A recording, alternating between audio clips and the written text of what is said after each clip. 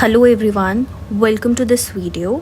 इस वीडियो में हम प्रिंसिपल्स ऑफ मैक्रो इकोनॉमिक्स के most important questions unit wise discuss करने वाले हैं। वो questions that are mostly repetitively asked in the past years. हम ये पूरा सिलेबस, पूरा कोर्स इस यूट्यूब चैनल पर कवर कर चुके हैं। The playlist is available where the whole syllabus is covered, the whole course is covered, so you can go and check it out. It is available for free and notes आपको WhatsApp group के description box में मिल जाएंगे, right. तो बात करते हैं first unit की। फर्स्ट यूनिट में सबसे पहला टॉपिक है इश्यूज़ ऑफ मैक्रो इकोनॉमिक्स, जिसके अंदर हम बात करते हैं डिफरेंट इश्यूज़ की जो हम मैक्रो इकोनॉमिक्स में डील करते हैं। तो अक्सर वहाँ से क्वेश्चन पूछा जाता है कि आपसे पूछा जाता है डिफरेंट मैक्रो इकोनॉमिक्स इश्यूज़ के बारे में बताएं, या फिर कोई एक पर्टिकुलर इशू आपको दे दिया जाएगा and you will be asked to write about that. So we have covered all of the issues in our lecture। तो बेसिकली हमने ये जो यूनिट 1 कवर किया है वो लेक्चर 1 एंड लेक्चर 2 में कवर किया है। सो लेक्चर 1 एंड 2 से आप यूनिट 1 कम्प्लीटली प्रिपेयर कर सकते हो। Second is aggregation that we talk about कि मैक्रो इकोनॉमिक्स में हम हर वेरिएबल को एग्रीगेट लेवल पर स्टडी करते हैं, that is for the economy as whole. Then third, what macroeconomists do, different tasks that macroeconomists do, वो भी हमने लेक्चर में डिस्कस किया है। सो फर्स्ट यूनिट तो आपका बेसिकली थ्योरेटिकल है, it is very easy, you can see lecture और you can refer to notes, you will get it right. And most important is classical versus Keynesian. So there are two major school of thoughts, classical and Keynesian, जो कि हमने again lectures में cover कर रखा है। And positive and normative economics, हमारा positive analysis and normative analysis, this is really important, जहाँ पर हम बात करते हैं कि पॉजिटिव हमारा फैक्ट्स के साथ डील करता है, नॉर्मेटिव हमारा सजेशंस के साथ और जजमेंट्स के साथ डील करता है। So we have covered this unit entirely, so you can refer to lecture 1 and 2। Unit number 2 that is national income accounting, हमने ये पूरा यूनिट लेक्चर नंबर 12 में entirely each and every topic पूरा unit cover किया है। And specifically for national income accounting के जो भी न्यूमेरिकल्स प्रैक्टिस है उसके लिए आपको लेक्चर नंबर 13 को रेफ़र करना पड़ेगा। उसके अंदर हमने सारे नेशनल इनकम अकाउंटिंग के न्यूमेरिकल्स कवर किए हैं, right. If we talk about most important topic in the exam, तो फर्स्ट जो आपका बहुत रिपीटेटिवली पूछे जाने वाला क्वेश्चन है फ्रॉम दिस यूनिट इज़ कि why all the 3 approaches are equal, right. कि तीनों अप्रोचेस से आपका वैल्यू एडिशन, आपका इनकम एंड एक्सपेंडिचर, तीनों से आंसर सेम क्यों आता है, राइट। सो नोट्स में भी ये चीज़ गिवन है एंड लेक्चर में भी हमने ये कवर किया है। And precautions while calculating national income, this is also really important कि आपको तीनों मेथड्स के प्रिकॉशंस पता होने चाहिए। वो किसी भी मेथड्स के प्रिकॉशंस आपसे पूछ सकते हैं, right. That while calculating national income, what are the precautions under value added methods, what are the precautions to be followed under आपका income method, आपका expenditure method। तो आपको precautions तीनों methods के prepare कर जाने हैं, right। थर्ड है आपका price index। price index is really important and also उसमें GDP deflator आ जाता है, real GDP, nominal GDP, that you should cover, right. उसके बाद है interest rate, this is also very important. Nominal interest rate, real interest rate and expected real interest rate हम यहाँ पर पढ़ते हैं। इनमें क्या फ़र्क होता है, which interest rate is better for borrower and lender, तो ये क्वेश्चन बनकर आपका आ सकता है। So you have to cover this also. अगर प्राइस इंडेक्स आपको गिवन है, उससे इन्फ्लेशन रेट कैलकुलेट करना अक्सर क्वेश्चन ये देखा गया है। So if any price index or let's say GDP deflator is given for time period 1 and time period 2, so आप inflation rate for time period 2 कैसे निकालोगे, that is price index और GDP deflator for time period 2 minus price index for time period 1 divided by price index for time period 1, so that will give us the inflation rate। अगर हमें इसे percentage में चाहिए, so we will multiply it by 100, right। So this is about inflation। Fifth important topic is components of expenditure method. तो expenditure method में क्या approach रहती है कि हम इकोनॉमिक एक्टिविटी किस पर्सपेक्टिव से निकालते हैं। हम बेसिकली इस पर्सपेक्टिव से इकोनॉमिक एक्टिविटी कैलकुलेट करते हैं कि इकोनॉमी के अंदर जो भी गुड्स एंड सर्विसेज प्रोड्यूस हो रहे हैं उन पर कितना खर्चा डिफरेंट सेक्टर्स कर रहे हैं। So consumption expenditure, investment expenditure, government expenditure and net exports, that is exports minus imports. So exports हम इसलिए कैलकुलेट करते हैं बिकॉज वी से कि हमारी कंट्री के अंदर जो भी गुड्स बन रहे हैं उन पर जो फॉरेनर्स खर्चा कर रहे हैं that is included in exports. और इम्पोर्ट हम इसलिए माइनस करते हैं कि हमने जब सारे एक्सपेंडिचर्स को ऐड किया होगा, कंजम्पशन, इन्वेस्टमेंट, सी कंजम्पशन मतलब हाउस होल्ड का एक्सपेंडिचर, गवर्नमेंट का एक्सपेंडिचर, तो उसके अंदर हमने क्योंकि टोटल एक्सपेंडिचर लिए हैं तो इम्पोर्ट्स भी लिए होंगे। बट हमारा यहाँ पर मेन पर्पस क्या है कि हमें हमारी इकोनॉमिक एक्टिविटी मतलब जीडीपी कैलकुलेट करनी है, यानी कि हमारी कंट्री के अंदर जो गुड्स एंड सर्विसेज प्रोड्यूस हुए हैं उन पर कितना खर्चा हुआ है, right. So that's why we minus import. So all these things we have very nicely covered in the lecture. So यहाँ पर आपसे ये पूछा जाता है कि एक्सप्लेन ऑल दीज कॉम्पोनेंट्स, कि किस तरीके आप पर्सपेक्टिव होता है एक्सपेंडिचर मेथड में एंड कॉम्पोनेंट्स जहाँ पर आप एक्सप्लेन करते हो, right. So this was all about your unit number 2। Also one thing कि इनकम मेथड जो जब हम अप्रोच फॉलो करते हैं, इनकम मेथड से जब हम इकोनॉमिक एक्टिविटी मेजर करते हैं तो वहाँ पर हम कुछ 8 टाइप्स ऑफ इनकम्स को ऐड करते हैं, राइट। सो वहाँ पर हमें जो एग्रीगेट मिलता है that is national income, that is net national product, right, वो मिलता है। उसको जीडीपी में कैसे कन्वर्ट करते हैं ये भी इम्पॉर्टेंट है आपके लिए। स्टैटिस्टिकल डिस्क्रिपेंसी को हम एडजस्ट करते हैं कि डिफरेंट सोर्सेज से आपके पास डेटा आ रहा है 8 टाइप्स ऑफ इनकम का, तो उसमें गड़बड़ हो सकती है, उसमें कुछ मिस्टेक्स हो सकती हैं, तो उसको आप एडजस्ट करते हो, मिस्टेक्स के लिए आप एडजस्टमेंट करते हो। देन आप नेट से ग्रॉस पे जाने के लिए डेप्रिसिएशन ऐड करते हो। देन एनपी से डीपी पे जाने के लिए आप एनएफआईए सब्ट्रैक्ट करते हो। So by doing all these things we convert into GDP. तो यहाँ से भी न्यूमेरिकल आपका बन सकता है।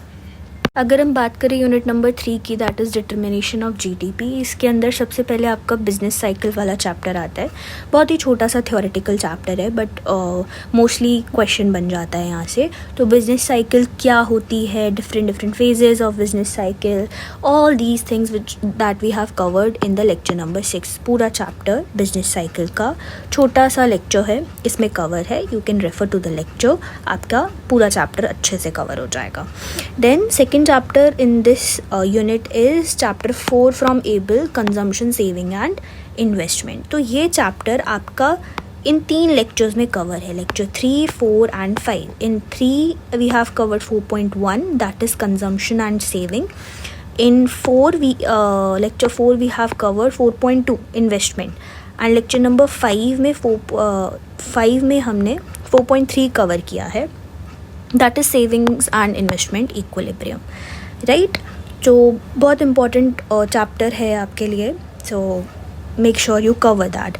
इम्पॉर्टेंट टॉपिक्स की अगर हम बात करें तो कंजम्पशन स्मूथिंग मोटिव क्या होता है, factors affecting consumption and savings, ये आपको अच्छे से पता होना चाहिए, कैसे डिफरेंट फैक्टर्स हमारे करंट कंजम्पशन और सेविंग्स को अफेक्ट करते हैं। First factor current income, expected future income, wealth, interest rate, real interest rate किस तरीके से अफेक्ट करता है करंट कंजम्पशन एंड सेविंग्स को। यहाँ पर आप सब्सटीट्यूशन इफेक्ट और income effect, this is important, right.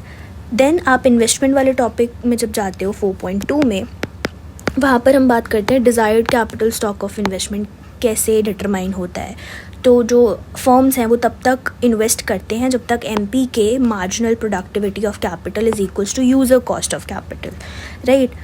तो this is important. User cost of capital has 2 components, interest rates and depreciation. The next important topic is change in desired capital stock.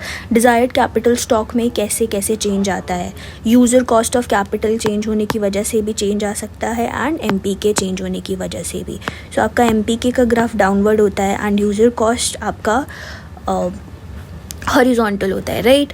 सो अगर आपका marginal productivity बढ़ जाएगी, so this will shift to right. So यहाँ पर आपका desired capital stock will increase, right. अगर हम बात करें यूज़र कॉस्ट हमारी बढ़ जाएगी, सो इन दिस केस आपका desired capital stock will fall.